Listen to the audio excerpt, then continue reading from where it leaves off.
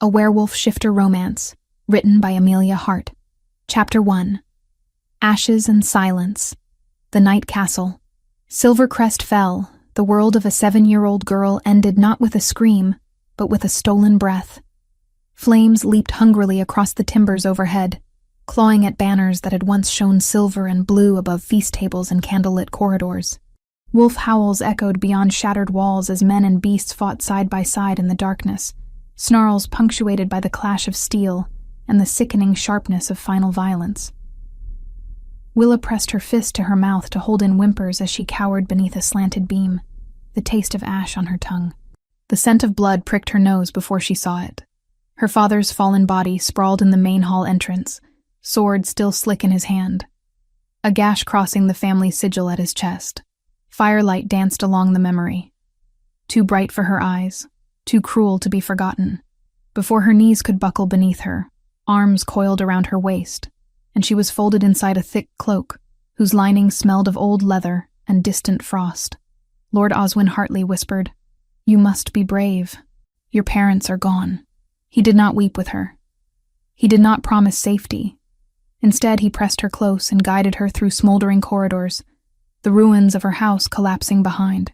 The next day, the world was cold, quiet, unfamiliar. Faces surrounded Willa. New ones, hard ones. Lady Beatrix Hartley, pale and sharp, eyed her up and down. "She'll need to be silenced," she declared in the clipped voice she'd used to dismiss a maid with a wrinkled apron.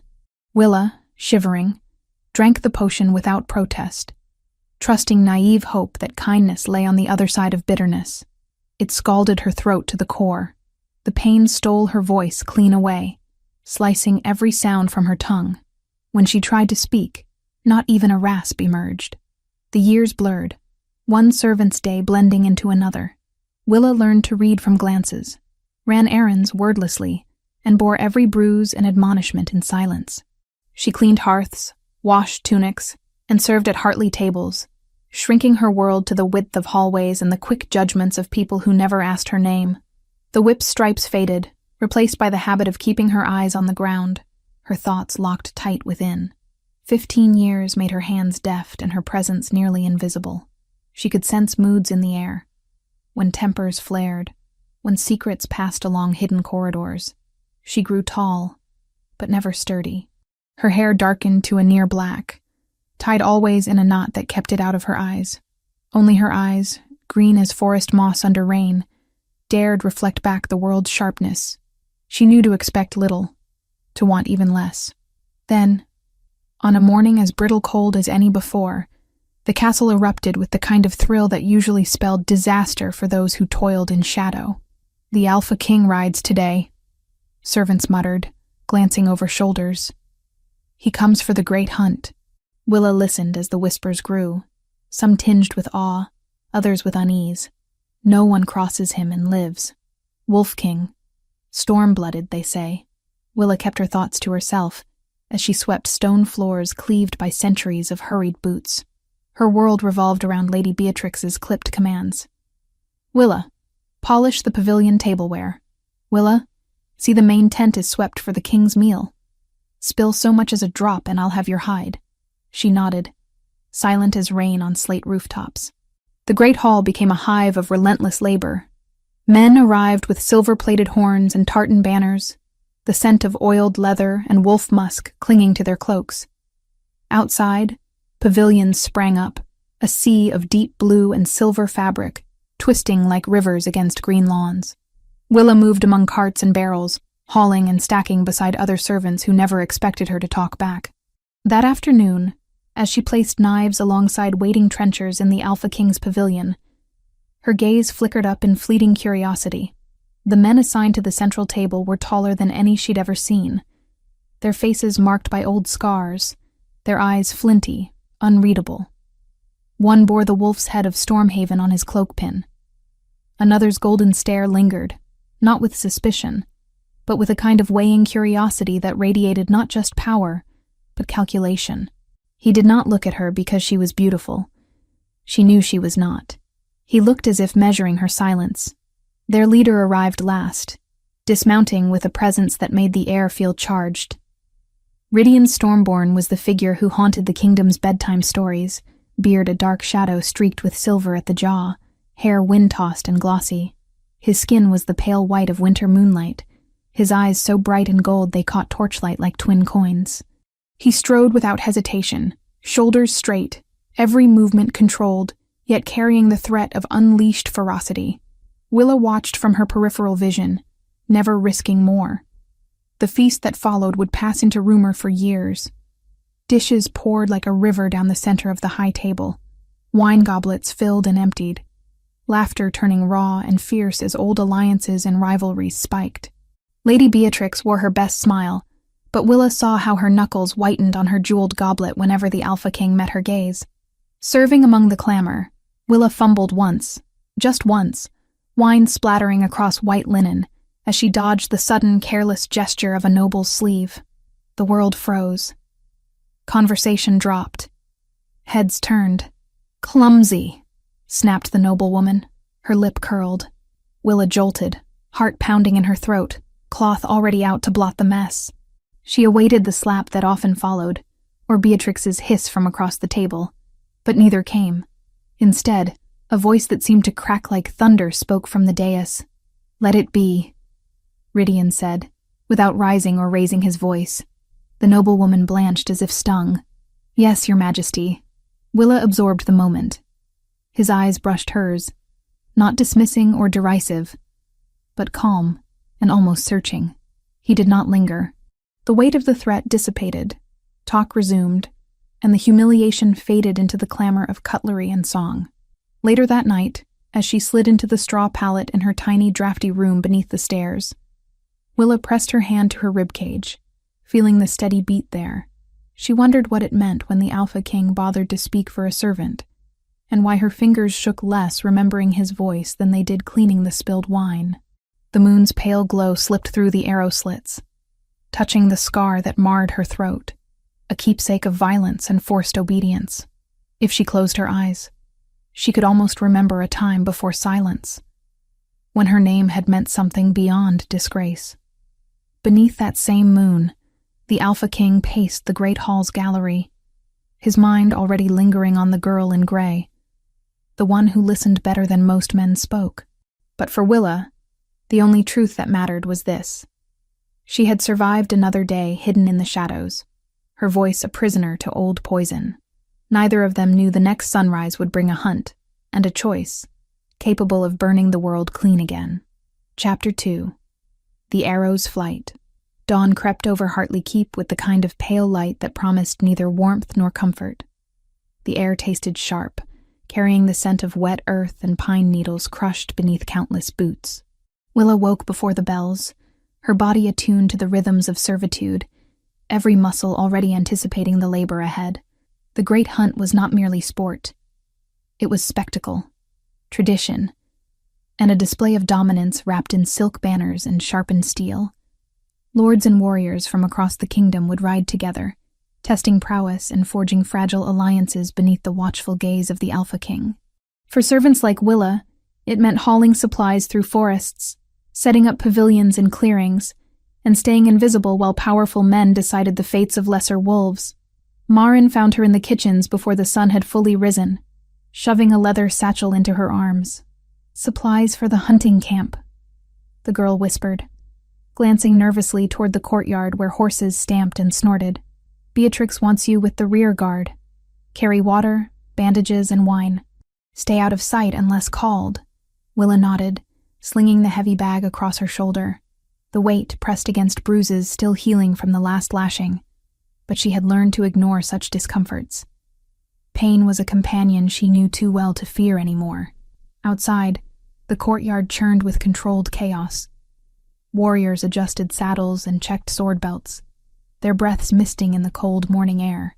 Horses tossed manes and pawed at cobblestones, sensing the anticipation that crackled through their riders. Willa threaded between them, head down, making herself small. The Alpha King stood near the gate, speaking quietly with a scarred warrior whose face bore the marks of old battles. Rydian wore dark leather reinforced with steel plates at the shoulders, practical armor that spoke of a man who expected to fight rather than merely watch. His black warhorse stood beside him, calm and steady beneath his master's hand. Even from a distance, Willa could feel the weight of his presence, not oppressive, but unavoidable, like the pull of a tide. She did not linger. To stare was to invite attention, and attention brought consequences. The hunting party rode out as the sun broke free of the horizon, a river of horses and hounds flowing toward the dense forest that bordered Hartley lands. Willa followed on foot with the other servants, trudging through dew-soaked grass and muddy trails. The satchel dug into her shoulder, but she shifted the weight and kept pace. The forest swallowed them whole. Ancient oaks and towering pines blocked out the sky, their canopy so thick that even midday felt like twilight. Birdsong echoed strangely here, distorted by moss-draped branches and the hollow spaces between roots. Willa had always felt more at ease in forests than in castles. Here, at least, the silence was natural rather than enforced. The hunting party split into smaller groups, fanning out to cover more ground. Willa was assigned to follow Lord Hartley's contingent, staying far behind the mounted warriors but close enough to respond if summoned. She moved carefully, avoiding roots and fallen branches, her senses attuned to every rustle and snap in the underbrush. Hours passed in a blur of green shadows and distant shouts. Occasionally, a horn would sound, signaling a successful kill or a regrouping. Willa paused once to refill water skins from a cold stream, kneeling beside the clear water and splashing her face to chase away exhaustion. It was then that she noticed them. Shadows moved wrong in the trees ahead, too deliberate, too careful. Willa froze, water dripping from her cupped hands. Her eyes tracked the movement, piecing together shapes that did not belong. Men, hidden among the branches, bows drawn and arrows nocked. Their clothing was dark, blending seamlessly with bark and shadow. They were not hunters. They were predators. Her heart kicked hard against her ribs. She could not shout a warning. Her voice was a ghost, useless as smoke, but her body could move. Willa dropped the water skin and ran. Branches whipped at her face and arms as she crashed through the undergrowth, abandoning stealth for speed. The hunting party was ahead. She could hear horses and voices, close but not close enough. Her lungs burned, legs screaming protest, but she pushed harder. The Alpha King rode at the front of the group, his posture relaxed but alert. He did not see the archer step into position, bow drawn, arrow aimed directly at his back. The arrowhead gleamed black in the filtered light, silver coated in something darker, something that reeked of poison even from a distance. Willa did not think. Thought would have stopped her, reminded her that she was nothing, that her life held no value compared to a king's. But instinct overrode reason. She threw herself forward, legs coiling and launching her into the space between the archer's aim and Rydian's exposed back. The arrow struck her left shoulder with a force that stole her breath. Pain exploded white-hot and blinding, radiating outward like lightning through water.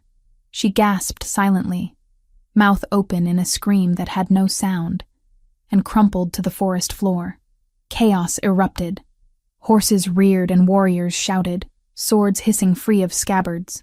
The archer vanished into the trees, swallowed by shadow and undergrowth before anyone could give chase. Boots pounded past Willa's head, voices overlapping in confusion and fury. Then hands, strong and careful, lifted her from the dirt. She blinked through tears of agony and saw golden eyes staring down at her, wide with shock and something else she could not name. "Hold still," Rydian commanded, though his voice was gentler than she expected. He cradled her against his chest as he barked orders to his men. "Find that bastard. Search every tree, every shadow. I want him alive." Warriors scattered, hounds baying as they picked up the scent. But Willa barely registered any of it. The poison was spreading, a cold fire crawling through her veins. Her vision blurred at the edges, the world tilting sideways. She tried to speak, to explain, to apologize for her presumption, but her throat produced nothing. Rydian's face hovered above hers, his expression carved from stone and fury. His hand pressed against the wound, trying to stem the bleeding, but the poison was faster. She could feel her heartbeat slowing, each pulse weaker than the last. "You saved my life," he said. and there was wonder in his voice, raw and unguarded. "Why would you do that?" Willa wanted to answer. She wanted to tell him that she did not know, that her body moved before her mind caught up, that perhaps some part of her recognized something in him that called to the broken, silent thing she had become. But darkness was closing in, pulling her down into cold depths. Rydian's jaw clenched. She saw the decision flash across his face. Reckless, desperate, irreversible. He lowered his head to the base of her neck, where pulse fluttered weakly beneath skin. His breath was hot against her throat. "Forgive me," he whispered. Then his teeth sank deep. The pain was different this time, sharp and claiming, burning away the cold poison with a heat that felt almost sacred. Willa's back arched involuntarily, every nerve alight as something ancient and powerful flooded through her. It was not just his strength flowing into her veins. It was connection, recognition, a bond forged in desperation and sealed with blood. Her wolf, dormant for so long it felt like a dream, stirred. Deep in her chest, something cracked, not breaking, but hatching, unfurling wings that had been folded for 15 years. The muting spell that had choked her voice began to fracture, threads of magic snapping one by one beneath the overwhelming force of an alpha's claim. Rydian pulled back, blood on his lips, eyes blazing gold. He pressed his forehead to hers, breathing hard. "Stay with me," he commanded, and this time it was not a request, but an order backed by the full weight of his authority. "You will not die. Do you understand? You will not die." Willa's vision swam, consciousness slipping like sand through fingers. The last thing she registered was the feeling of being lifted, cradled against a chest that smelled of forest and steel, and something wild that her newly waking wolf recognized as safety. Then the world went black. When the darkness finally receded, it did so slowly, reluctantly. Willa surfaced from unconsciousness like a drowning woman breaking through water, gasping for air that burned her lungs. Her body felt wrong, too heavy and too light at the same time, every nerve ending raw and oversensitive. Voices murmured nearby, low and urgent. The poison should have killed her within minutes. How is she still breathing? The Alpha King's mark. He forced a mate bond. His strength is keeping her alive. But she is no one, a servant. Why would he risk silence? He did what he had to do. Willa tried to open her eyes, but her eyelids felt weighted with stones.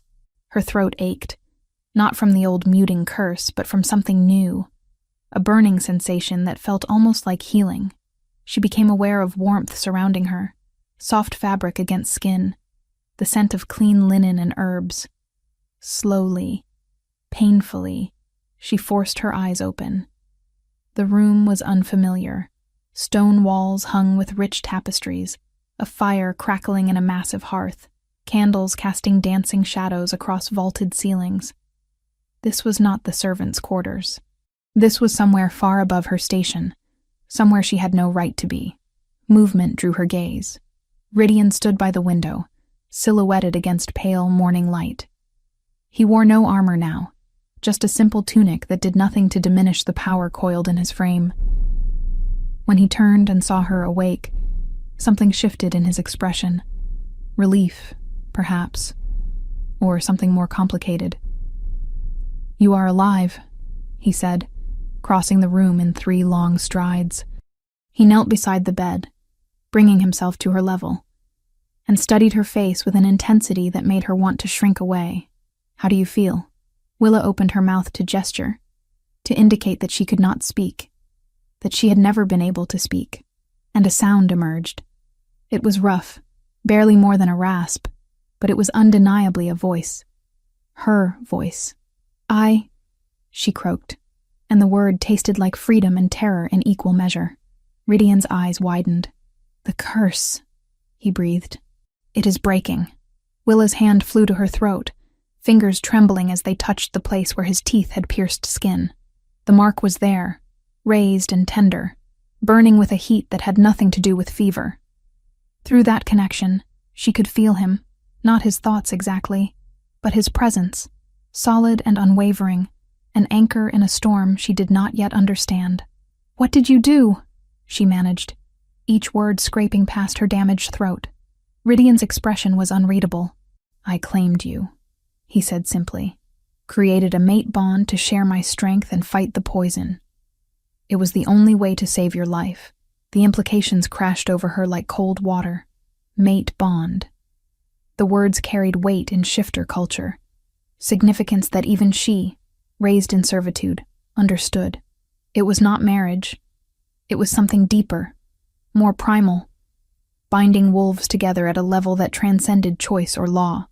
"I did not ask for this," she whispered. "I know." His jaw tightened. "But you threw yourself in front of an arrow meant for me. You gave your life without hesitation. I could do no less." Silence stretched between them, heavy with questions neither knew how to ask. Finally, Willa forced herself to meet his golden gaze. "The archer escaped?" Rydian's expression darkened. "For now, but we will find him. This was not a random attack. Someone wants me dead, and they were willing to use poisoned arrows to ensure it." He paused, studying her.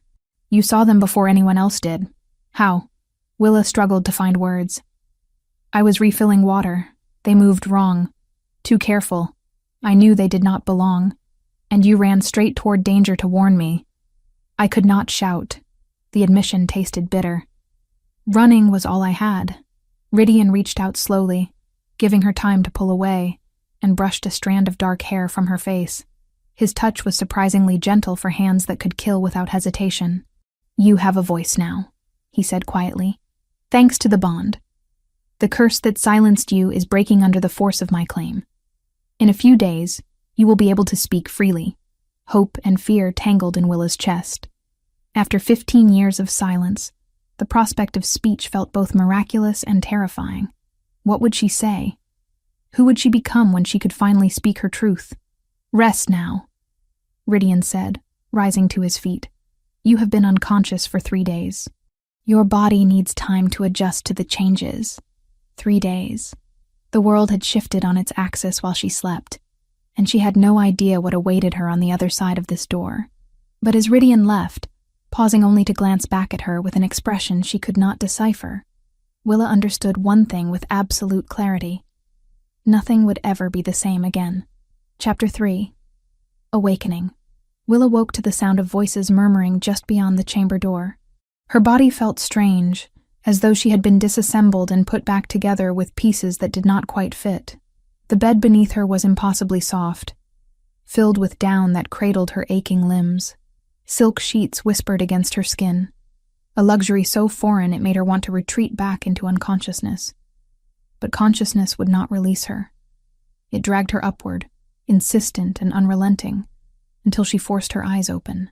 The room was vast, far larger than any space she had ever occupied. Tapestries depicting wolves racing beneath moonlit skies hung from stone walls. A fire crackled in a hearth tall enough for a man to stand inside. Candles burned in silver sconces, their light dancing across vaulted ceilings carved with intricate patterns. This was Castle Stormhaven, she realized. The Alpha King's seat of power. And she, a voiceless servant who had spent 15 years sleeping on straw pallets, now lay in a bed that could have housed 3 people comfortably. The door opened, admitting a woman whose presence filled the space with quiet authority. She was older, perhaps 50, with silver-streaked brown hair pulled into a severe knot. Her dress was simple but well-made, the mark of someone who served the highest echelons of power.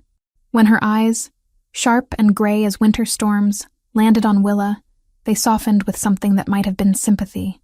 "You are awake," the woman said, crossing the room with measured steps. "I am Counselor Edith, Counselor to His Majesty. I have been tasked with your care and instruction." Willa pushed herself upright, wincing as her shoulder protested. The wound had healed with unnatural speed, leaving only tender pink skin where the arrow had pierced. She touched it gingerly, feeling the mark beneath, Rydian's claiming bite, still burning with residual heat. "Instruction?" Willa's voice emerged rough and uncertain, each word requiring conscious effort. Speaking felt like using a muscle that had atrophied, awkward and strange. Edith settled into a chair beside the bed, her movements deliberate. "The Alpha King believes you are not who you appear to be. a servant girl who cannot speak, who has lived in obscurity for 15 years. But the mate bond has revealed certain truths. Willa's throat tightened. What truths? You are shifter born, Edith said simply. Not human, as you were led to believe. The bond awakened your wolf, and with it, broke the muting curse that had been placed upon you. His Majesty wishes to understand who you truly are and why you were cursed. The words settled over Willa like snow, cold and inescapable. Shifter born. She had always known something was missing. Some essential piece of herself locked away beyond reach. But to hear it spoken aloud made it real in a way that terrified her. I do not remember, she whispered. My childhood is mostly shadows and fire. I was 7 when Castle Silvercrest fell. Lord Hartley saved me, or so I was told. Lady Beatrix silenced me to protect me from those who had killed my family. That is all I know. Edith's expression did not change, but something flickered in her eyes. Recognition, perhaps, or calculation. Silvercrest, she repeated as though tasting the name. That pack was massacred 15 years ago. The bloodline was believed extinct. Perhaps it is, Willa said bitterly. I am no one, a broken girl who cannot even remember her parents' faces. You are more than you know, Edith countered. And the Alpha King intends to help you discover exactly who you are. But first, you must learn to speak properly, to carry yourself as befits your true station, and to understand the world you have been kept from. Willa stared at her hands, calloused and scarred from years of labor. I am a servant. That is my station. You are a prisoner, Edith corrected gently. There is a difference. Over the following days, Willa's world expanded in ways that left her reeling. Edith proved to be a patient but exacting teacher, drilling her on pronunciation and enunciation until Willa's throat ached from the effort. They worked on posture. How to stand without hunching. How to walk without apologizing for taking up space. Edith taught her the complex hierarchy of shifter society, the roles of alphas and betas and omegas, the intricate web of pack politics that governed the kingdom. Omegas are rare, Edith explained one afternoon as they sat in a sunlit chamber overlooking the castle grounds. They possess abilities that others do not. The power to soothe aggression, to heal minor wounds, to sense loyalty and deception. They are treasured and protected, never silenced and hidden away. Willa absorbed the information with growing unease. If she was truly Omega, it made her silence even more unnatural, her servitude even more cruel. But it was the evenings that tested her most. Rydian visited each night, his presence filling the chamber with barely contained power. He never stayed long, never touched her beyond the occasional brush of fingers against her wrist to check her pulse. But the mate bond hummed between them, a constant awareness that made her hyper-conscious of every breath he took, every shift of his weight. Tell me about your life at Hartley Keep, he said one evening, settling into the chair Edith usually occupied. He had shed his armor for a simple tunic, but authority clung to him regardless. Willa chose her words carefully. I woke before dawn, worked until after dark. I carried water, scrubbed floors, served at table. I was not mistreated beyond what was considered normal discipline. His jaw tightened. Normal discipline. Lady Beatrix used the whip sparingly, Willa said, though the words tasted like ash. Only when I made mistakes or drew too much attention. She said it was for my own good, to keep me safe. Safe, Rydian repeated, and the word dripped with controlled fury. You were a child when you came to them. 7 years old and traumatized by massacre. They should have protected you, not enslaved you. Willa had no response to that. She had never allowed herself to question her circumstances before. Survival required accepting what could not be changed. I need to know everything you remember about your childhood, Rydian continued. Every detail, no matter how small. The curse that silenced you was powerful magic, deliberately applied. Someone wanted to ensure you could never speak of what you knew. But I remember almost nothing, Willa protested. Just fire and screaming and Lord Hartley carrying me away. Then we will start there. Rydian leaned forward, elbows resting on his knees. Tell me about Lord Hartley. How did he treat you? Willa closed her eyes, reaching for memories that felt more like fever dreams. He was distant, I rarely saw him after the first few months. Lady Beatrix managed the household, and I was hers to command. But once, when I was perhaps 10, I overheard him speaking with someone in his study. They were discussing lands, Silvercrest lands, how they had been divided after the massacre. Ridian's eyes sharpened. What else did you hear? That maintaining me was insurance, in case anyone ever questioned the legitimacy of the territorial claims. As long as I lived, mute and broken, I was proof that the Silvercrest line had ended in tragedy, not treachery. The silence that followed was heavy with implications. Willa opened her eyes to find Ridian staring at her, with an intensity that made her want to look away. They kept you alive as evidence, he said slowly. A living monument to their theft, and they cursed you to ensure you could never testify against them. The pieces clicked together with sickening clarity. Willa had always been a tool, never a person. Her suffering had served a purpose, and that purpose was protecting the men who had destroyed her family. I want you to see something, Ridian said, rising to his feet. He crossed to a tall mirror mounted on the wall, not a normal mirror, but one whose surface shimmered with faint magical light. This is an enchanted glass. It shows a shifter their true form, the wolf that lives within. Most see their wolf for the first time during their first shift, but you have not shifted yet. The curse kept that part of you locked away. Willa approached the mirror slowly, heart hammering against her ribs. Her reflection stared back. Thin face, dark hair, green eyes wide with apprehension. Nothing remarkable, nothing special. Touch the glass, Ridian instructed. Let it show you what you are. She pressed her palm to the cool surface. Magic thrummed through her fingers, traveling up her arm and sinking deep into her chest, where her wolf had begun to stir. The reflection rippled, then changed. The woman in the mirror remained, but superimposed over her human form was something else entirely. A wolf with fur the color of moonlight, silver so pure it seemed to glow. Its eyes were the same green as hers, bright and intelligent. White markings traced its legs and chest, forming patterns that looked almost deliberate. Willa's breath caught. What is this? Your wolf, Ridian said softly. He stood behind her, his reflection towering over hers. And unless I am very mistaken, that coloring belongs to only one bloodline. He did not need to say the name. She saw it in his face, in the way his expression shifted from curiosity to something more complicated. Respect, perhaps, or wariness. Silvercrest, she whispered. The silver wolf and the moon entwined. Her family's crest had depicted wolves exactly this color. You are not just a survivor of the massacre, Ridian said. You are the true heir to Silvercrest lands and title, and Lord Hartley has known this the entire time. The revelation should have felt like vindication, like justice finally arriving after 15 years of silence. Instead, it felt like a burden settling onto shoulders already bent beneath too much weight. What does it mean? Willa asked, still staring at her wolf's reflection. If I am heir to a dead pack, it means you have a claim to lands that were illegally seized, Ridian said. It means Lord Hartley and his allies committed treason when they participated in your family's murder and subsequent cover-up. And it means you are in grave danger if they discover you are no longer mute and broken. Willa turned away from the mirror, unable to look at the wolf she did not know how to be. You said you would not reveal what you know. Not yet. Not until we understand the full scope of the conspiracy, Ridian agreed. The attack in the forest was meant to kill me.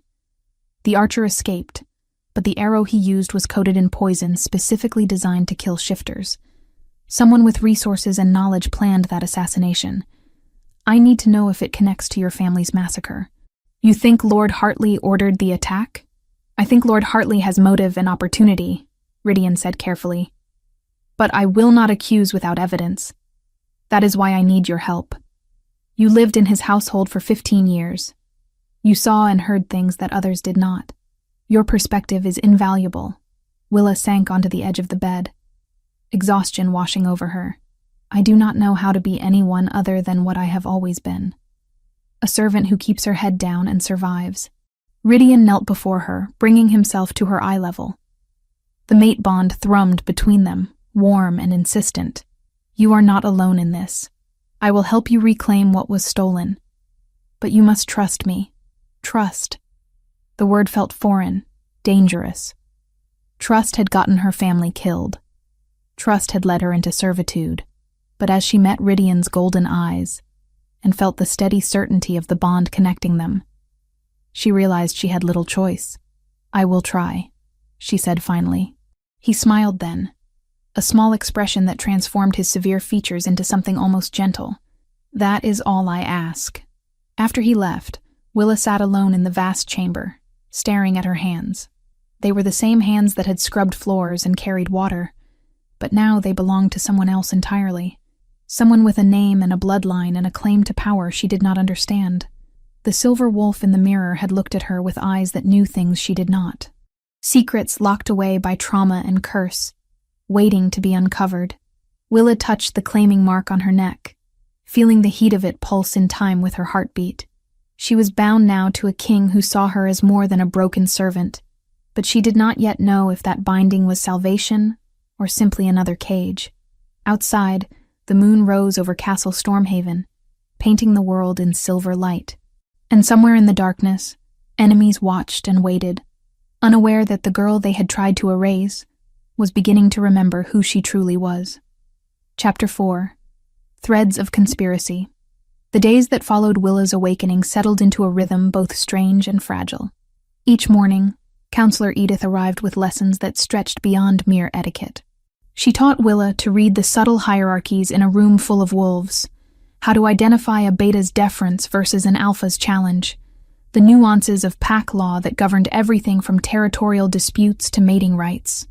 Your silence gave you an advantage you did not recognize, Edith said one afternoon, her fingers steepled beneath her chin as they sat in the library overlooking Castle Stormhaven's eastern gardens. You learned to observe without being observed. That skill will serve you well in the games ahead. Games, Willa repeated, the word bitter on her tongue. Is that what this is? Politics is always a game, Edith replied without hesitation. The stakes are simply higher when the players can tear out each other's throats. It was during these lessons that Rydian began to involve Willa in his investigation. He did not summon her to formal councils or parade her before his advisors. Instead, he came to her chambers in the evenings when shadows grew long and conversations could be kept private. Tell me what you remember about the servants at Hartley Keep, he said one night, settling into the chair that had become his customary seat. Not the nobles, not the warriors. The people who cleaned and cooked and listened without being heard. Willa closed her eyes, reaching for memories she had tried to bury. There was Marin in the kitchens. She was kind when kindness was dangerous. And old Willem, the groundskeeper. He used to mutter about how the southern fields had once belonged to different lords before the Hartleys claimed them. Different lords, Rydian prompted. Did he say which ones? Silvercrest, Willa admitted. He said the soil there still remembered the old pack's blessing, that crops grew stronger because wolves had run those fields for centuries. Rydian leaned forward, his expression intent. What else did Willem say? That Lord Hartley came into those lands through marriage first and violence second. That his wife's family had territorial connections to the Silvercrest borders, and when the massacre happened, the Crown granted the unclaimed lands to those who could prove adjacent holdings. Adjacent holdings seized through convenient tragedy, Rydian murmured, and a 7-year-old heir kept alive but silenced to prevent any future challenges to those claims. Willa opened her eyes, meeting his golden gaze. You believe Lord Hartley was involved in my family's murder. I believe Lord Hartley had motive, means, and opportunity, Rydian corrected. But belief is not proof. That is why I need your help. You lived in his house for 15 years.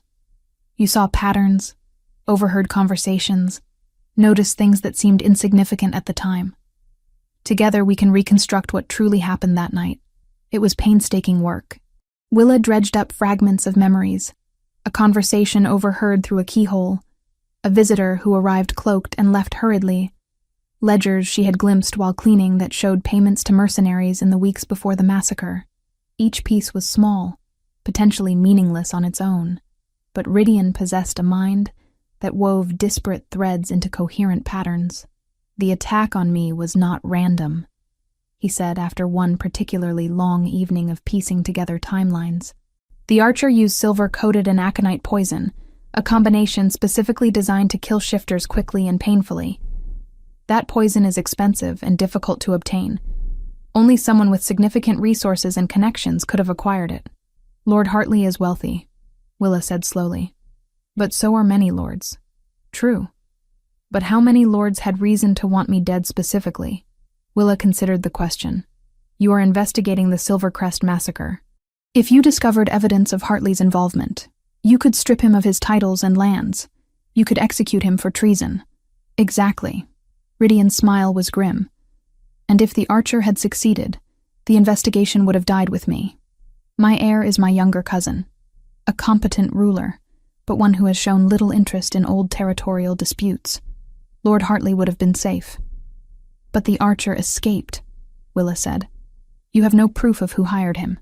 The archer was found dead in his cell 2 days after the attack, Rydian said quietly. Poisoned. The same poison that was on the arrow meant for me. The revelation sent ice through Willa's veins. Someone silenced him before he could be questioned. Someone with access to the castle dungeons and knowledge of how to bypass my guards. Rydian's expression darkened. Which means the conspiracy extends into my own court.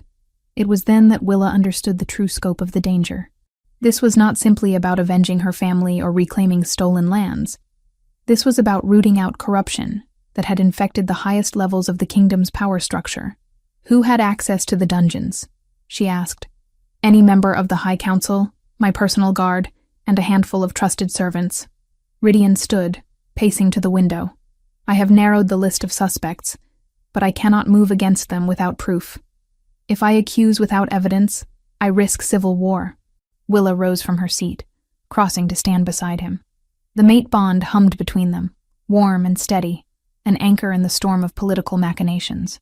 What do you need me to do? She asked. He turned to face her, and for a moment, his careful control slipped. She saw the weight he carried, the responsibility of an entire kingdom resting on shoulders that were broad but not invincible. I need you to remember, he said simply.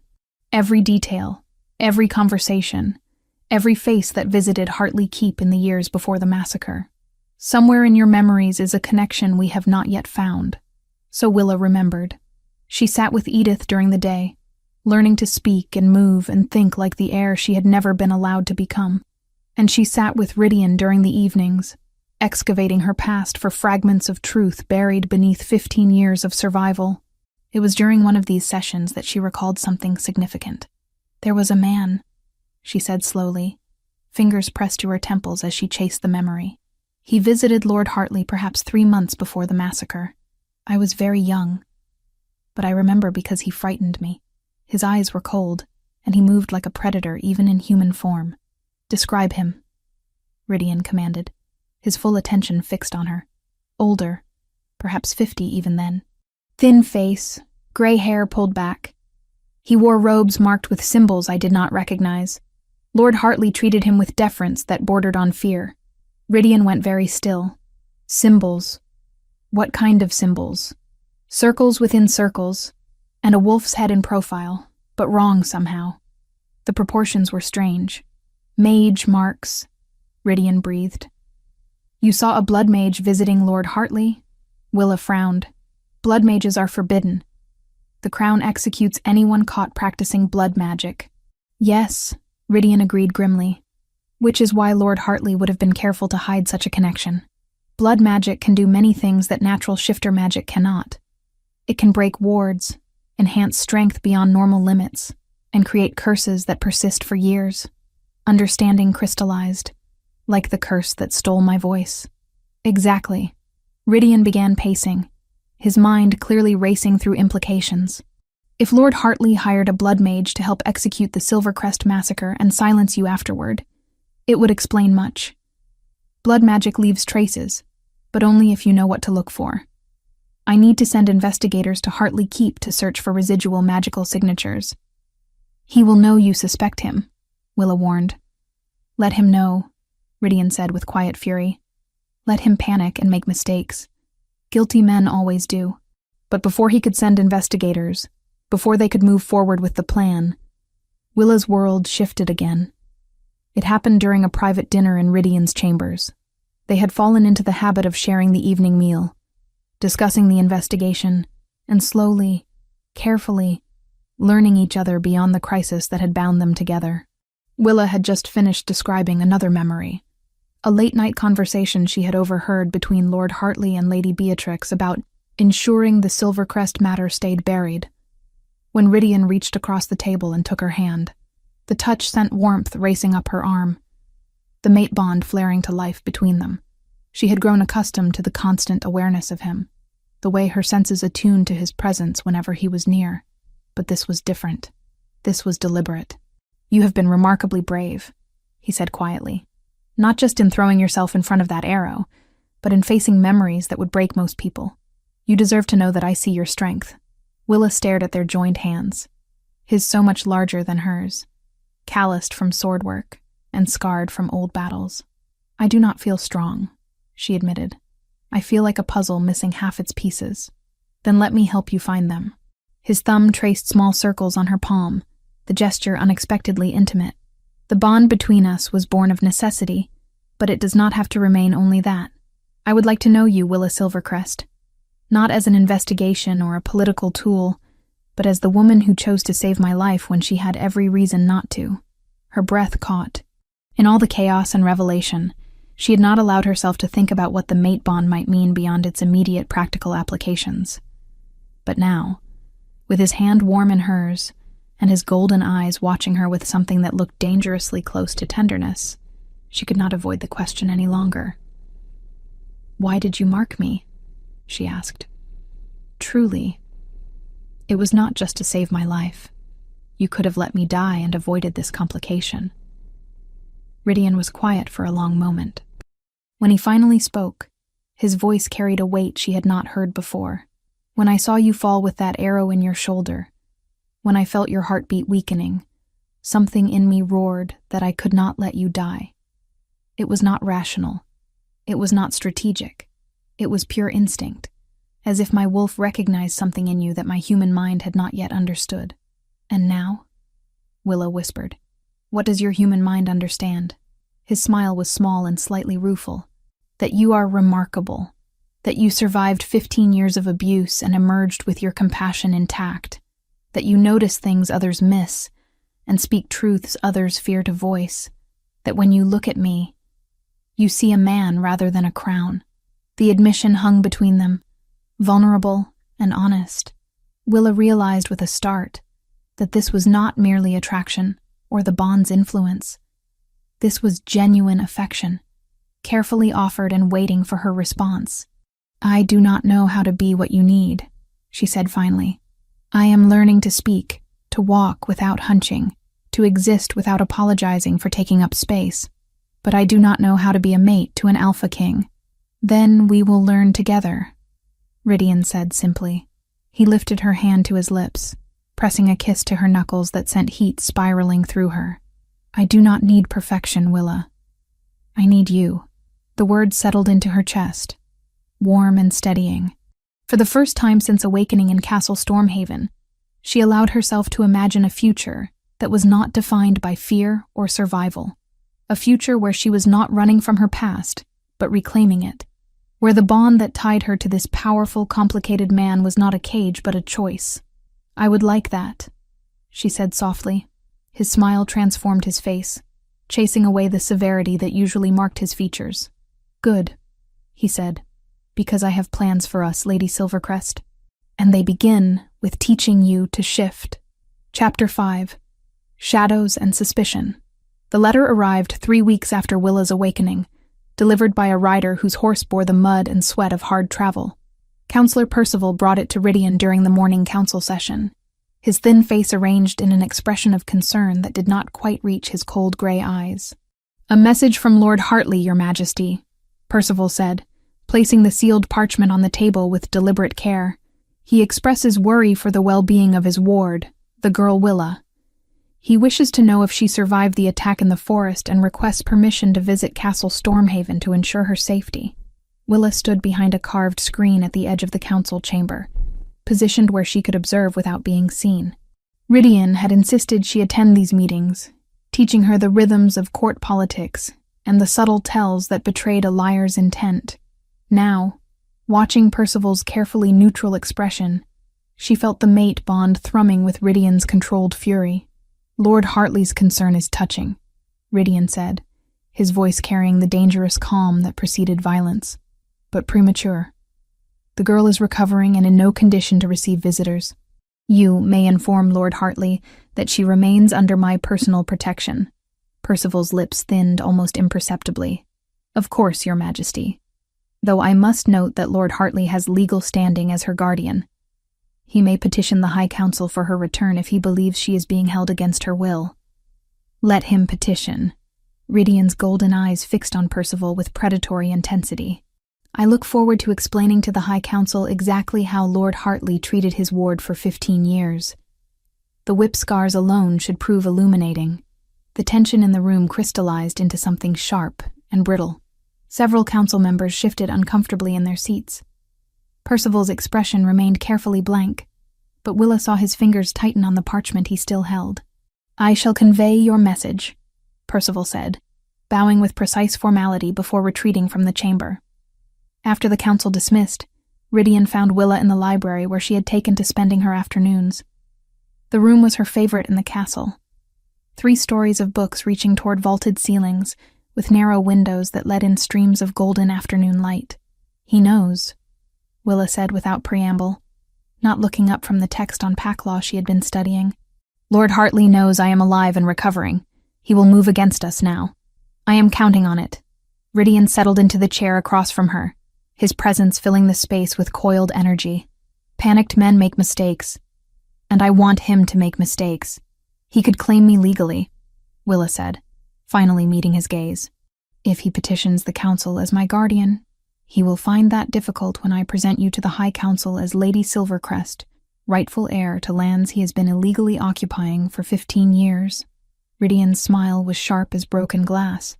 "But before that revelation, I need proof of his involvement in your family's massacre.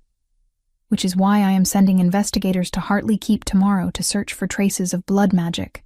Willa's stomach clenched. "That will force his hand." "Yes." Rydian leaned forward, elbows on his knees. "Which is why tonight we leave Castle Stormhaven." She blinked. "Leave? Why?" "Because Percival is not merely Lord Hartley's messenger. He is his accomplice." Rydian's expression darkened. "I have been watching him for weeks, tracking his movements, monitoring his correspondence. He had access to the dungeons the night the archer was poisoned. He carries messages to and from Hartley Keep with suspicious frequency. And this morning, when he delivered that letter, I saw fear in his eyes. Real fear. Fear of what? Of me discovering the full extent of the conspiracy." Rydian stood, pacing to the window. "Percival has been my father's advisor before becoming mine. He knows every secret passage in this castle, every vulnerability in my defenses. If I remain here, he will find a way to strike at us. So we remove ourselves from his reach while my investigators do their work." Willa set aside her book, mind racing. "Where will we go?" "To a hunting lodge deep in the northern forests, 3 days' ride from here. It is defensible, isolated, and known only to my most trusted warriors." He turned back to face her. "Lady Beatrix will likely arrive at Castle Stormhaven within the week, claiming concern for you. Let her find the castle empty, and my council tight-lipped about our location. It will drive them to desperation." The plan was sound, strategically ruthless. But something in Willa recoiled at the thought of running. "I am tired of hiding," she said quietly. "I have spent 15 years making myself invisible. I do not want to disappear again." Rydian crossed to her in 3 long strides, kneeling so they were eye to eye. "This is not hiding. This is strategy. We draw them out, make them reveal themselves while gathering the evidence we need to destroy them. You are not disappearing, Willa. You are preparing to emerge." His hands framed her face, thumbs brushing her cheekbones with unexpected gentleness. The mate bond sang between them, warm and insistent. "Trust me," he said. "Please." The word, please, from an alpha king who commanded armies and bent lords to his will, undid something in Willa's chest. She leaned into his touch, letting herself draw strength from his certainty. "I trust you," she whispered. They left that night under cover of darkness, a small party of 6 warriors and 2 healers riding hard toward the northern mountains. Willa had never ridden a horse before, but the mare Rydian selected for her was gentle and sure-footed, responding to the lightest touch. The journey passed in a blur of forest paths and rushing streams, the landscape growing wilder and more rugged as they climbed into the mountains. They slept in shifts, never staying in one place for more than a few hours. Willa learned to move silently through underbrush, to read tracks in mud, to identify the calls of different birds, and she learned Rydian in ways the castle had not permitted. Without the formality of court, without advisors and servants and the weight of ceremony, he became someone different, still powerful, still commanding, but also surprisingly gentle. He showed her which berries were safe to eat, taught her to identify medicinal plants, told her stories of his childhood spent running these same forests. On the 3rd night, as they made camp beside a waterfall that painted the air with mist, Rydian approached her with an expression of determination. "It is time," he said simply. Willa looked up from the fire she had been tending. "Time for what?" "To teach you to shift." Her heart lurched. She had been avoiding this moment, terrified of what it might reveal. What if she could not shift? What if the curse had broken her too deeply for her wolf to emerge? "I do not know if I can," she admitted. "You can." His certainty was absolute. "I have felt your wolf through the bond. She is there, waiting. You simply need to stop being afraid of her." He led her away from the camp, following the waterfall upstream to a small clearing bathed in moonlight. The space felt sacred somehow, untouched by human presence. "Shifting is about surrender," Rydian said, standing in the center of the clearing. "You cannot force it.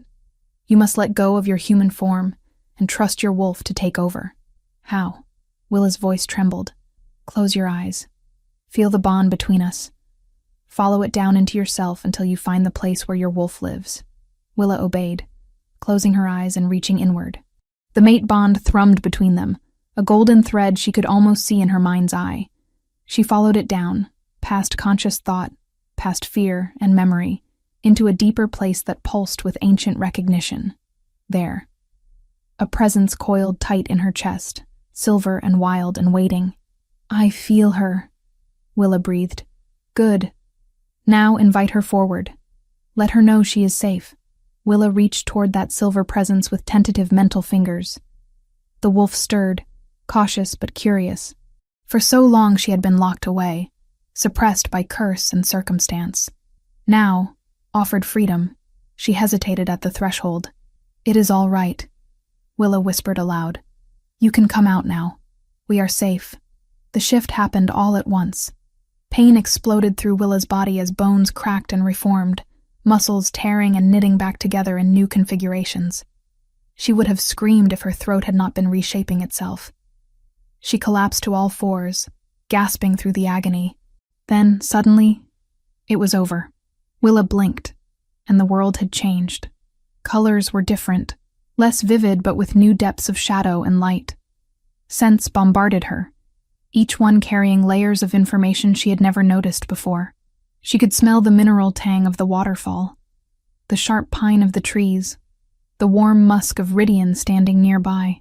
She looked down at her paws, silver fur catching moonlight, exactly as the mirror had shown her. A laugh bubbled up, emerging as a soft woof of breath. Rydian shifted beside her, his transformation smooth and controlled.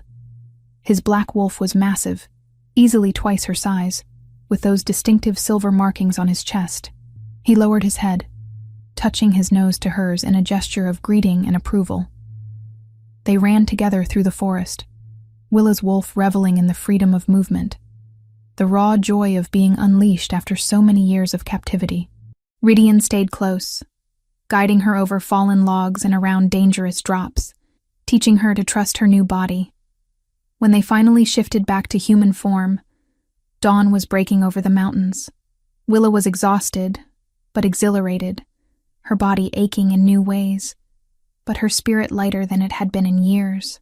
"That was," she started, then found she had no words. "I know," Rydian said, smiling, He pulled her close, and she went willingly, resting her head against his chest. "Your wolf is beautiful, Willa, just as I knew she would be." They returned to camp to find one of the warriors waiting with urgent news.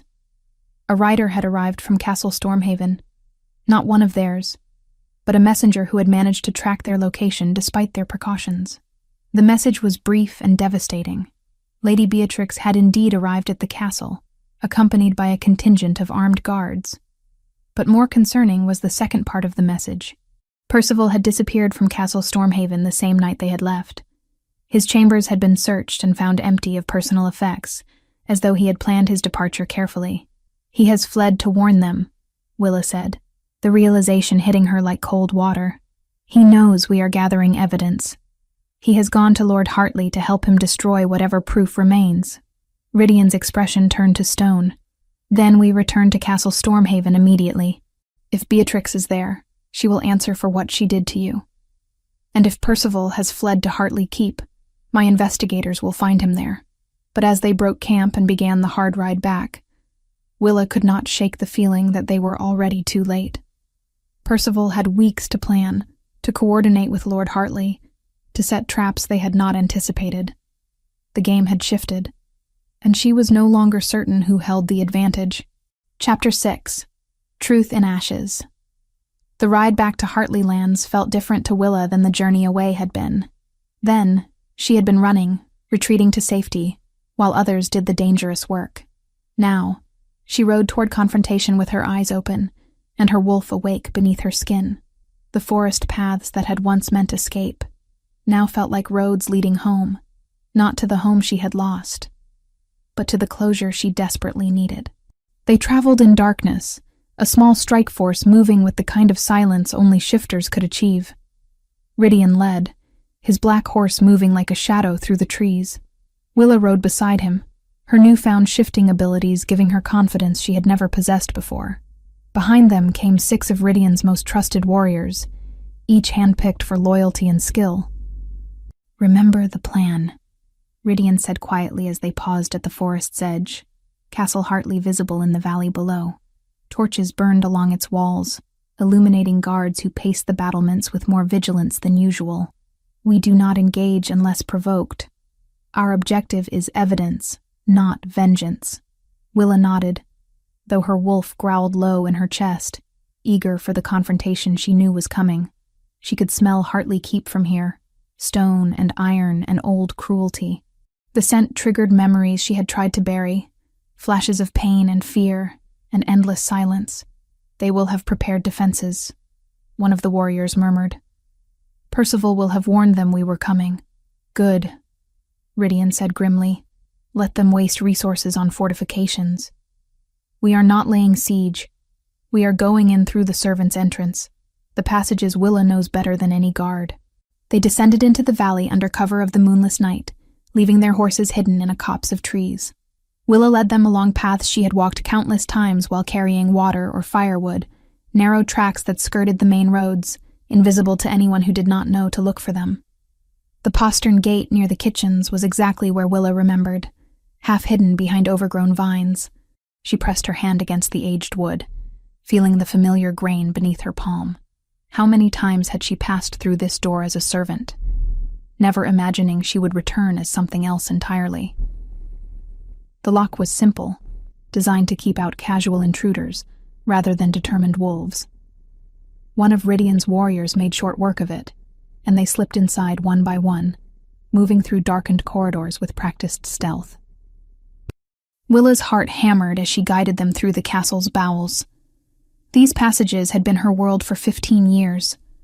The kitchens where she had scrubbed pots until her hands bled, the servants' stairs where she had carried endless loads of laundry and firewood, the narrow corridors where she had made herself invisible to avoid Beatrix's notice.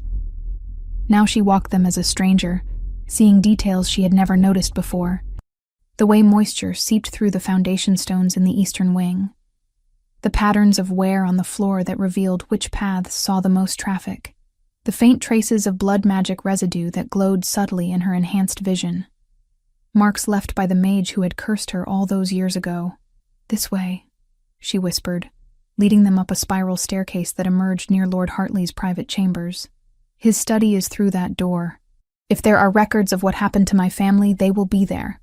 Ridian posted guards at both ends of the corridor, then approached the heavy oak door with Willa at his side. It was locked, but this lock was more sophisticated than the postern gate had been. Willa knelt beside it, examining the mechanism with new eyes. "I watched him open this door 100 times, she murmured, fingers working at the tumblers. "I memorized the pattern without knowing why. 7 clicks left, 3 right, 2 left." The lock opened with a soft snick that sounded deafening in the quiet corridor. Ridian pushed the door open slowly, testing for traps or alarms. When nothing immediately attacked them, they slipped inside. Lord Hartley's study was exactly as Willa remembered. Dark wood paneling, shelves lined with ledgers and legal documents. A massive desk positioned before windows that overlooked the southern fields. The fields that had once belonged to her family. "Start searching," Ridian commanded quietly. "Anything related to Silvercrest, blood magic, or payments made 15 years ago." They worked quickly and methodically, pulling documents from shelves and scanning them by the light of a single candle. Most were mundane: tax records, trade agreements, correspondence about crops and livestock. But then Willa's fingers closed on a leather folder tucked behind a false panel in the desk's lowest drawer. Her hands trembled as she opened it. Inside were letters, some in Lord Hartley's hand, others bearing seals she did not recognize. She read quickly, Ridian looking over her shoulder, both of them growing colder with each line. The massacre had been planned for months. Lord Hartley had hired mercenaries, coordinated with neighboring lords who stood to gain from Silvercrest's fall, and employed a blood mage to ensure no witnesses survived, except one.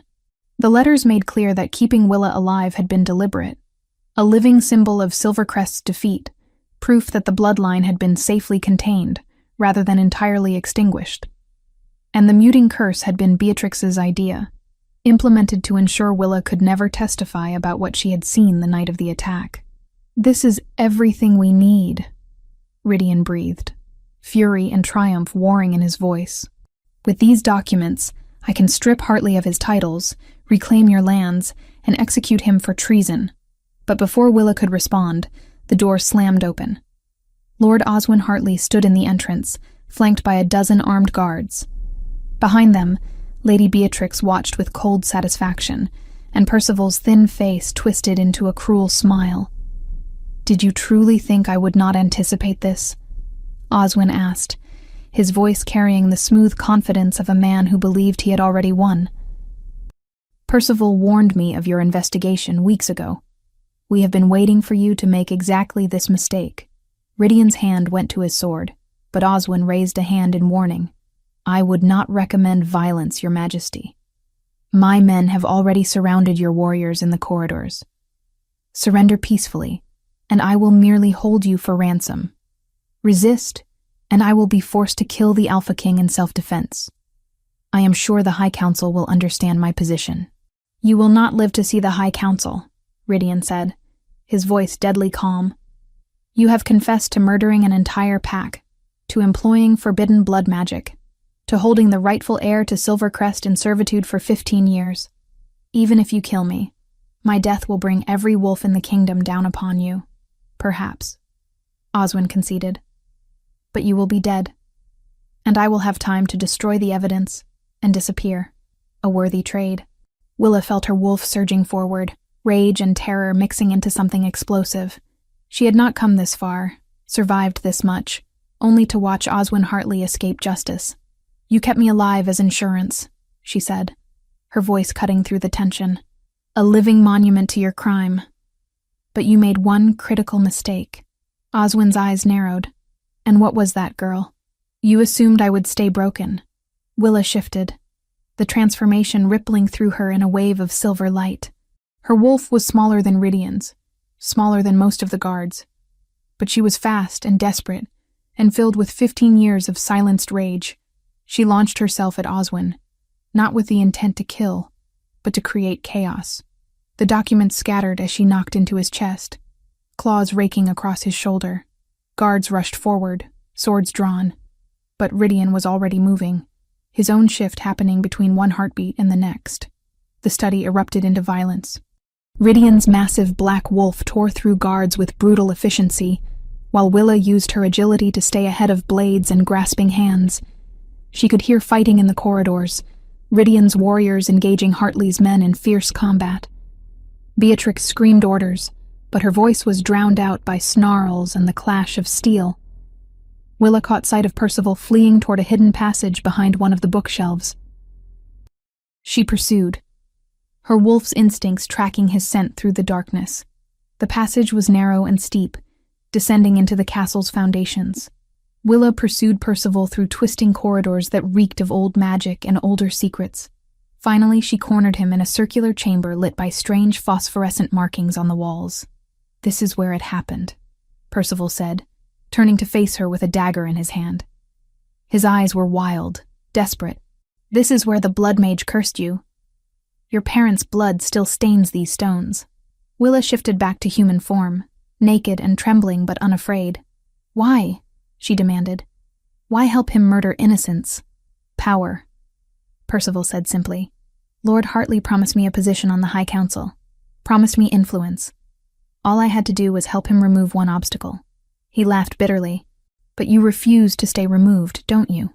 First surviving when you should have died, then catching the Alpha King's attention, then breaking the curse that should have kept you silent forever.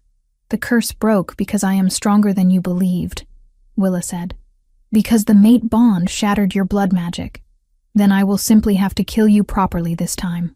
Percival lunged, the dagger aimed at her heart. Willa dodged, her enhanced reflexes allowing her to twist away from the blade. She grabbed his wrist, using leverage she had learned during her training with Rydian, and forced the dagger from his grip. It clattered to the floor between them. They grappled, Percival fighting with the desperation of a cornered rat. But Willa was younger, stronger, and fueled by righteous fury. She slammed him against the wall, holding him there with supernatural strength. "You will answer for what you did," she hissed. "Every crime, every life you helped destroy. You will face justice." Footsteps echoed in the passage behind her. Rydian emerged, now in human form, blood streaking his chest from wounds already healing. "The guards have surrendered," he said. "Oswin and Beatrix are in custody," his golden eyes fixed on Percival. "And now we have the last conspirator." They dragged Percival back to the study, where Oswin knelt with hands bound, his shoulder bleeding from Willa's attack. Beatrix stood rigid and silent, her face drained of color. The documents lay scattered across the floor, irrefutable evidence of their crimes. "Lord Oswin Hartley," Rydian said formally, his voice carrying the full weight of his authority. "Lady Beatrix Hartley, Counselor Percival, you are all charged with high treason, conspiracy to commit murder, employment of forbidden blood magic, and crimes against the realm. You will be transported to Castle Stormhaven to face trial before the High Council." Oswin's expression twisted with impotent rage. "You think this changes anything? I am a lord of the realm. The council will never execute me on the word of a servant girl." "They will execute you on the strength of your own written confession," Rydian corrected coldly, gathering the scattered documents. "Every payment, every plan, documented in your own hand. You were meticulous in your record-keeping, Lord Hartley. It will be your undoing." Willa stood silent, watching the man who had stolen her childhood, her voice, her family. She waited for satisfaction, for the sweet taste of revenge, but all she felt was emptiness and exhaustion. Rydian noticed her stillness and moved to her side, wrapping a cloak around her bare shoulders. "Are you hurt?" he asked quietly. "No," Willa whispered. "I am just tired. So tired of carrying this weight." "Then let it go," Rydian said gently. "Let justice carry the weight now. Your part in this is done." As dawn broke over Castle Hartley, Rydian's warriors secured the prisoners and began cataloging evidence. Willa stood in the courtyard where she had once scrubbed flagstones and hauled water, watching servants emerge cautiously from their quarters. Marin was among them, eyes wide with shock and hope. "Willa?" she breathed. "Is it true? Are they really arrested?" Willa found her voice. Her real voice, clear and strong. "It is true. You are free, Marin. All of you are free." The servants began to weep, some with relief, others with disbelief. Willa moved among them, speaking words of reassurance, promising that their lives would change for the better. She was no longer one of them, but she would never forget what it meant to be powerless and afraid. Rydian watched from the castle steps, pride and something deeper warming his expression. When Willa finally returned to his side, he took her hand. "Ready to go home?" he asked. Willa looked back at Castle Hartley one last time, then forward toward the road to Stormhaven. "Yes," she said. "I am ready." Chapter 7. The Claiming Under Moonlight. 2 weeks after the arrests, Castle Stormhaven prepared for a ceremony that had not been seen in generations. The full moon hung heavy in the sky, casting silver light across the courtyard where wolves from every corner of the kingdom had gathered to witness the formal claiming of the Alpha King and his mate. News of the arrests had run ahead of the prisoners themselves. By the time Hartley, Beatrix, and Councillor Percival reached Stormhaven under heavy guard, the High Council was already convening to weigh their crimes against every law they had sworn to uphold. Willa stood in the chambers that had become hers, staring at her reflection in the polished mirror. The woman looking back was almost unrecognizable from the silent servant who had once scrubbed floors at Hartley Keep. Her hair, now washed and brushed until it shone, fell in dark waves past her shoulders. The gown she wore was simple but elegant, deep green silk that matched her eyes, cut to allow easy movement should she need to shift. Councillor Edith adjusted the clasp at Willa's shoulder, her expression soft with approval. "You look every inch a Luna," she said quietly. "Your mother would have been proud." The mention of her mother sent a pang through Willa's chest. She had spent the last 2 weeks learning about her family, reading journals and letters that had been preserved in the royal archives. Her mother had been gentle and wise, her father strong and just. They had ruled Silvercrest with compassion, treating even the lowest Omega with dignity. "I wish they could be here," Willa whispered. "They are," Edith replied, touching Willa's hand gently. "In every choice you make, in every kindness you show, you carry their legacy forward." A knock at the door interrupted them. Rydian entered, and Willa's breath caught. He wore ceremonial armor, black leather embossed with silver wolves, a cloak of midnight blue falling from his shoulders. His beard was freshly trimmed, his hair pulled back to reveal the strong lines of his face. But it was his eyes that held her, golden and warm, looking at her as though she was the only person in the world. "Are you ready?" he asked softly. Willa nodded, though her heart hammered against her ribs. "I am nervous," she admitted. "What if I do something wrong? What if they do not accept me?" Rydian crossed to her, taking both her hands in his. "You have already proven yourself 10 times over. You risked your life to save mine. You faced your abusers with courage. You reclaimed your birthright. Any wolf who does not accept you is a fool. But I was a servant," Willa said, voicing the fear that had haunted her for weeks. "I cannot read pack law as well as I should. I still stumble over formal speech. I am not. You are exactly who you need to be." Rydian interrupted gently. "And I will be beside you every step of the way." He lifted her hands to his lips, pressing kisses to her knuckles. "Tonight is not just about duty or politics. Tonight is about us. About choosing each other freely. Not because fate or necessity forced our hands, but because we want to." His words settled something in Willa's chest. She remembered the desperate claiming in the forest, the emergency bond forged to save her life. That had been survival. This was different. This was choice. "I choose you," she said simply. "Not because you are the Alpha King, but because you see me. All of me, including the broken parts. And you do not turn away." Rydian's expression softened into something that looked dangerously close to tenderness. "Then let us go make it official." The ceremony took place in the forest clearing where Willa had first learned to shift. Torches ringed the space, their flames dancing in the night breeze. Wolves lined the perimeter, alphas and betas from every pack in the kingdom, their eyes reflecting torchlight as they watched in respectful silence. At the center of the clearing stood the High Priestess, an ancient Omega whose white hair fell to her waist, and whose eyes held the wisdom of centuries. She wore robes marked with the symbols of the old gods, and her voice when she spoke carried power that made the air itself seem to hum. "We gather under the full moon to witness a claiming," she intoned. "Not a claiming born of desperation, but one chosen freely under the eyes of our ancestors and the blessing of the moon herself." Willa and Rydian stepped forward together, hands clasped. The mate bond between them thrummed with anticipation, warm and steady. "Willa Silvercrest," the High Priestess said, turning to her first, "do you accept Rydian Stormborn as your mate, your alpha, your chosen companion for as long as both shall live? Do you promise to stand beside him in times of peace and war, to challenge him when he falters, and to support him when he stumbles?" Willa's voice rang clear and strong. "I do. Rydian Stormborn," the priestess continued.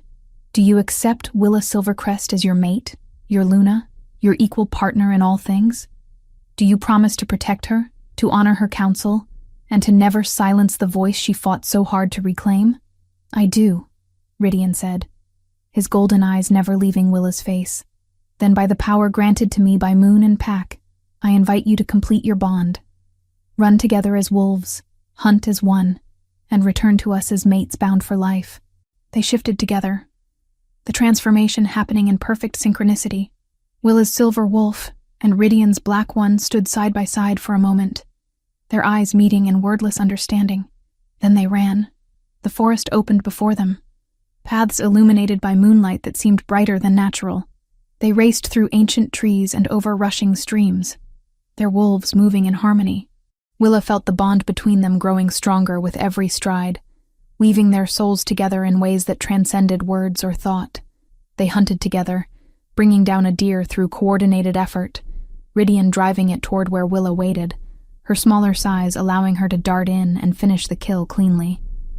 It was primal and perfect, their wolves understanding each other on a level their human minds could not fully grasp. When they finally returned to the clearing, the moon had reached its zenith.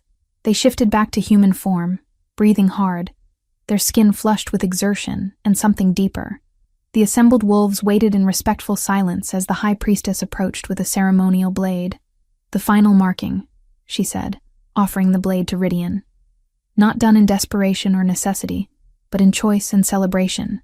Rydian took the blade and made a shallow cut across his palm. Blood welled, dark in the moonlight. He offered his hand to Willa, who did the same, her blood mixing with his as they clasped hands. "Blood to blood," the priestess intoned, "soul to soul. What the moon has blessed, let no wolf tear asunder." Then Rydian leaned in, his teeth finding the mark he had left on Willa's neck weeks before. This time there was no pain, only pleasure as he renewed the claim with deliberate care. When he pulled back, Willa did the same, marking him for the first time on the base of his throat, where everyone would see it. The bond flared between them, golden and unbreakable. Willa gasped as power flooded through her. Not just Rydian's strength, but something else. Her Omega abilities, dormant for so long, awakened fully. She could feel the emotions of every wolf in the clearing, sense their loyalty and their doubts, their hopes and their fears. More than that, she could influence them. Calm aggression with a thought, inspire confidence with a glance.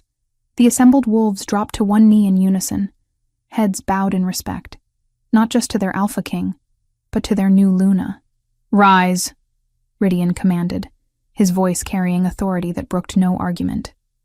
"Rise and welcome Lady Willa Silvercrest, Luna of Stormhaven, rightful heir to Silvercrest lands, and my chosen mate."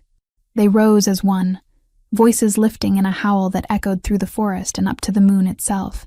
The sound was primal and beautiful, a symphony of wolves acknowledging their new leader.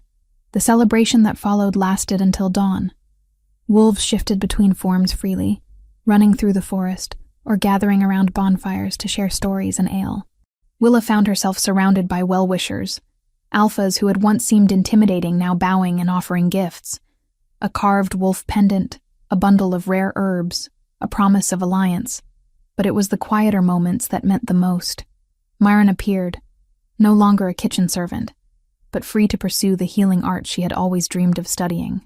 "Thank you," she whispered, embracing Willa fiercely, for showing us that even the broken can become whole.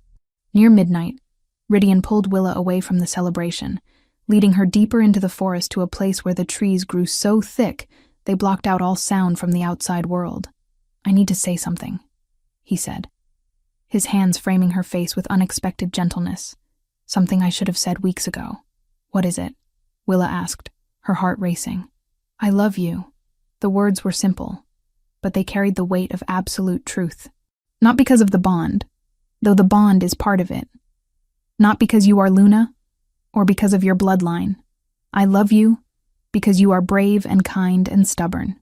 Because you chose to save my life when you had every reason not to. Because when I look at you, I see home. Tears pricked Willa's eyes.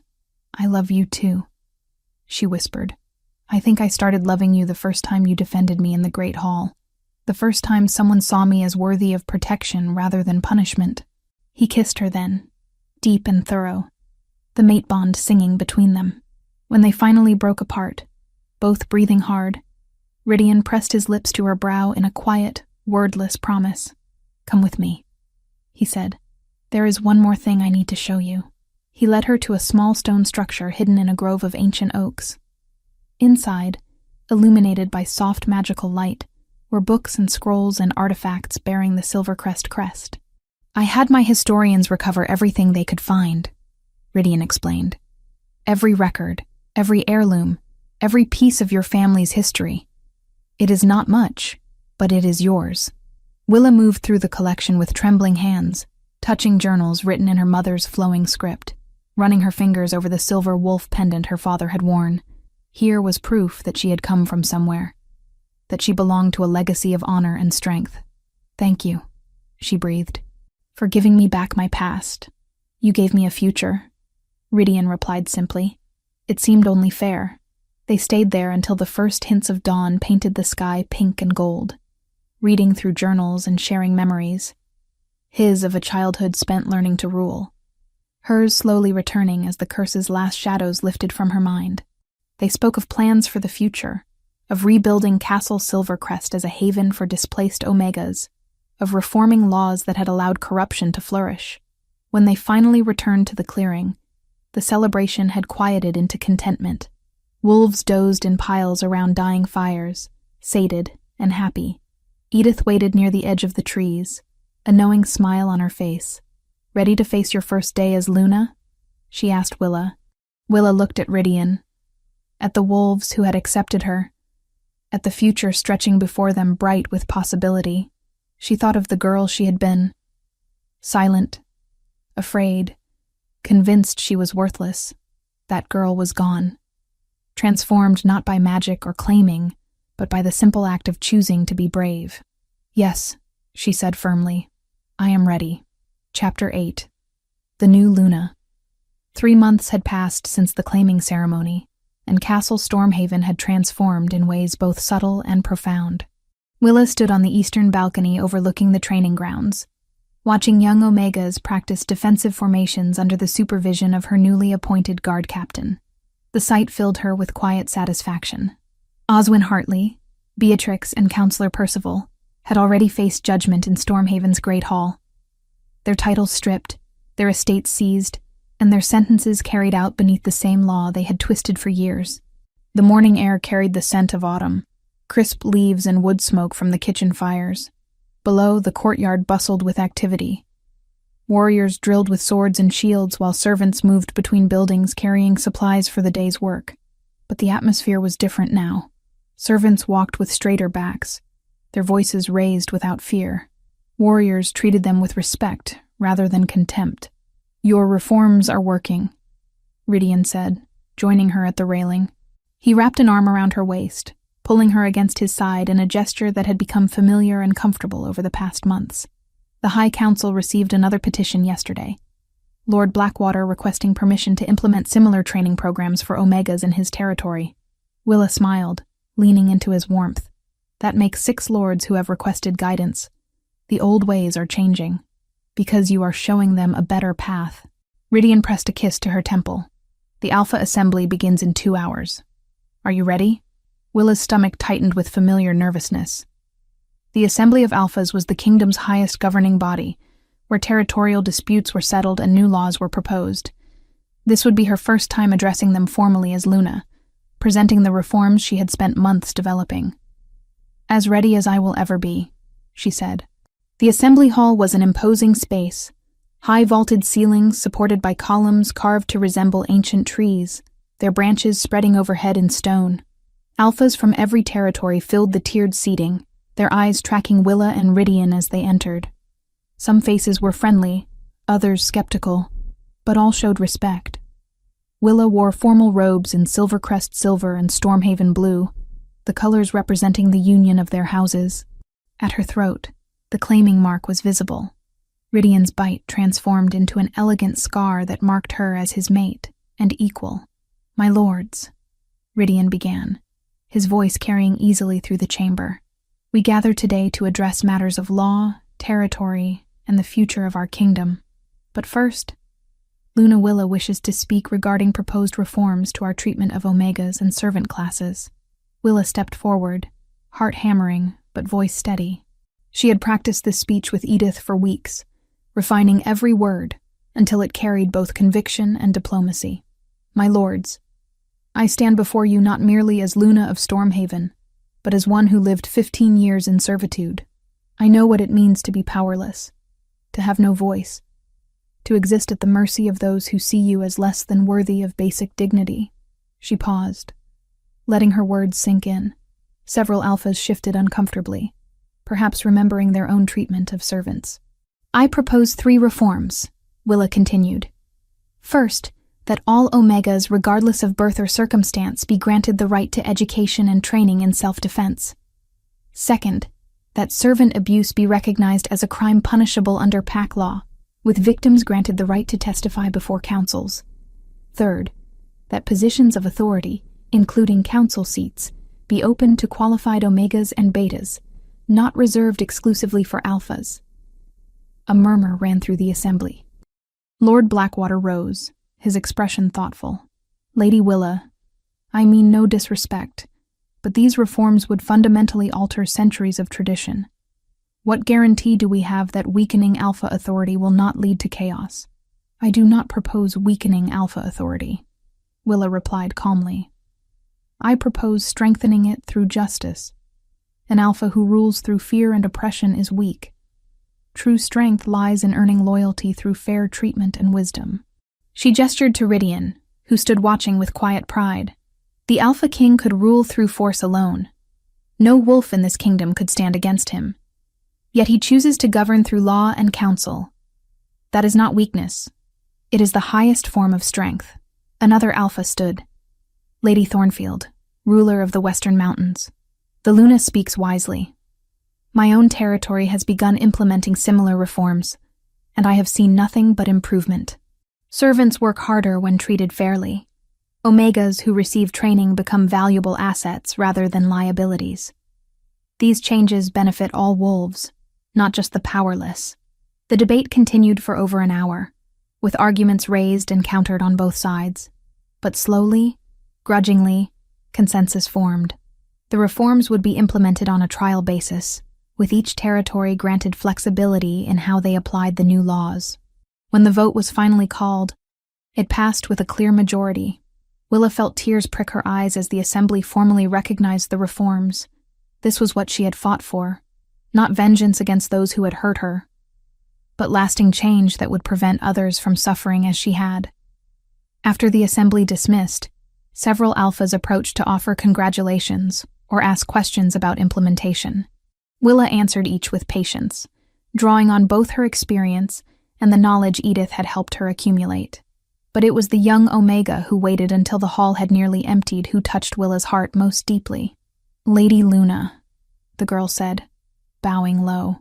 She could not have been more than 16, with nervous eyes and hands that trembled. "I wanted to thank you.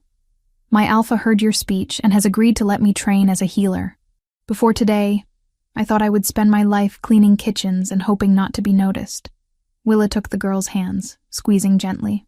"What is your name?" "Lysa, my lady." "Lysa, you owe me no thanks.